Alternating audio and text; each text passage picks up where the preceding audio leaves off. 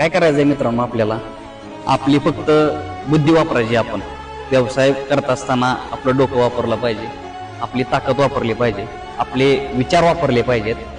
कारण की लोक काय म्हणतात याच्याकडे जर तुम्ही लक्ष दिलं तर तुम्ही आयुष्यामध्ये कधीही सक्सेस बनणार नाही.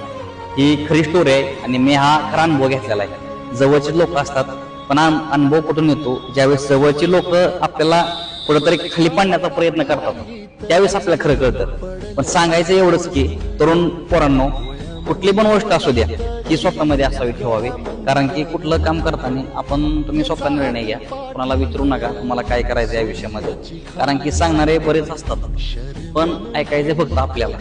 फक्त मित्रांनो, तुम्ही लढत राहा, प्रयत्न करा, जिद्द ठेवा, ताकद चांगली वापरा, डोकं आपलं वापरायचंय, टेक्नॉलॉजी आपलं वापरायचंय मित्रांनो.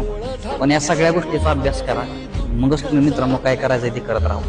कसं आहे, लोक फार वाईट आहे ती या विषयामध्ये.